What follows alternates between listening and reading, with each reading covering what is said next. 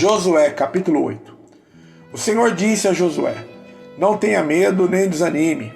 Pegue todos os seus homens de guerra e avance contra Ai, pois eu lhe entreguei o rei de Ai, seu povo e sua terra. Você os destruirá como destruiu Jericó e seu rei. Desta vez, porém, poderão ficar com os despojos e os animais.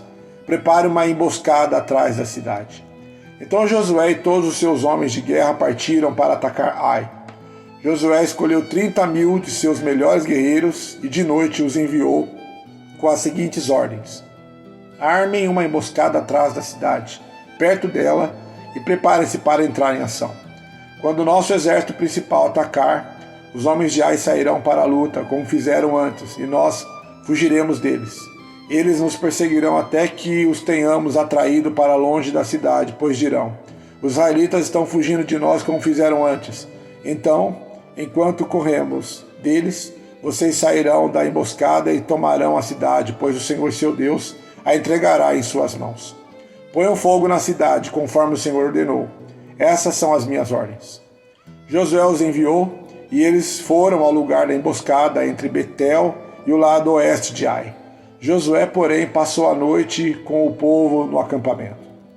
No dia seguinte, logo cedo, Josué passou em revista a tropa e partiu para Ai, acompanhado dos líderes de Israel. Todos os homens de guerra que estavam com Josué se aproximaram da cidade e acamparam do lado norte de Ai, onde um vale os separava da cidade. Aquela noite, Josué enviou cerca de 5.000 homens para esperarem escondidos entre Betel e Ai, do lado oeste da cidade.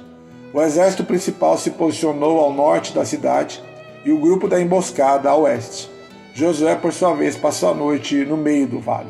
Quando o rei de Ai viu os israelitas do outro lado do vale, ele e seu exército se apressaram e saíram bem cedo para os atacarem no local de onde se avista o vale do Jordão. Não sabiam, porém, que havia uma emboscada atrás da cidade. Josué e o exército de Israel fugiram em direção ao deserto, como se estivessem derrotados. Todos os homens da cidade foram chamados para persegui-los e, com isso, acabaram atraídos para longe da cidade.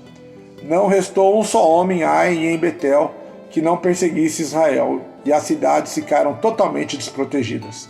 Então o Senhor disse a Josué: aponte para Ai a lança que você tem na mão, pois eu lhe entregarei a cidade.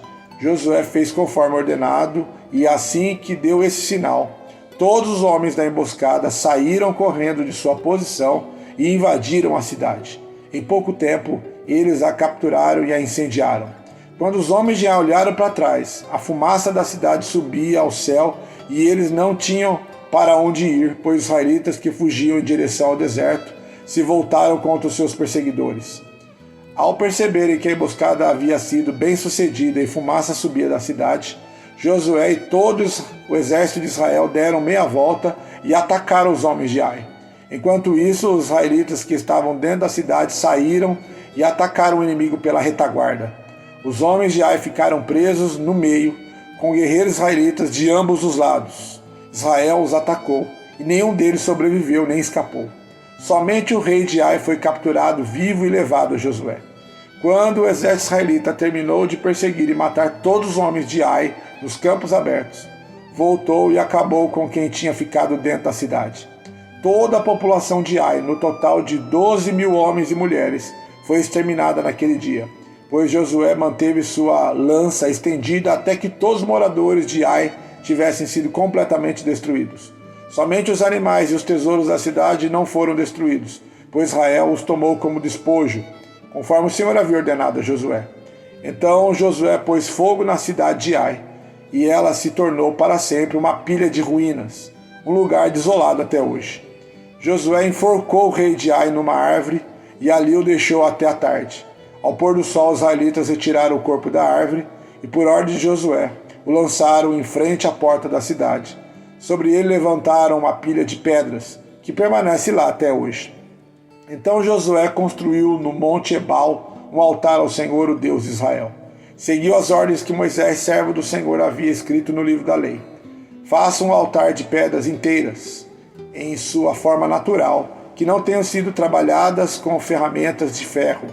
Sobre o altar, apresentaram ao Senhor holocaustos e ofertas de paz. E, enquanto os israelitas observavam, Josué copiou nas pedras a lei que Moisés lhes tinha escrito. Todo Israel, tanto os estrangeiros como os israelitas de nascimento, junto com os líderes, oficiais e juízes, se dividiu em 2 grupos. Um grupo ficou em frente ao monte Gerizim e o outro em frente ao monte Ebal. Entre os 2 grupos, que estavam voltados um para o outro, ficaram os sacerdotes levitas que levavam a arca da aliança do Senhor. Tudo foi feito de acordo com as ordens transmitidas de antemão por Moisés, servo do Senhor, para que o povo de Israel fosse abençoado. Em seguida, Josué leu todas as bênçãos e maldições que Moisés havia escrito no livro da lei. Cada palavra de cada ordem de Moisés foi lida para toda a comunidade de Israel, incluindo as mulheres, as crianças e os estrangeiros que viviam entre eles.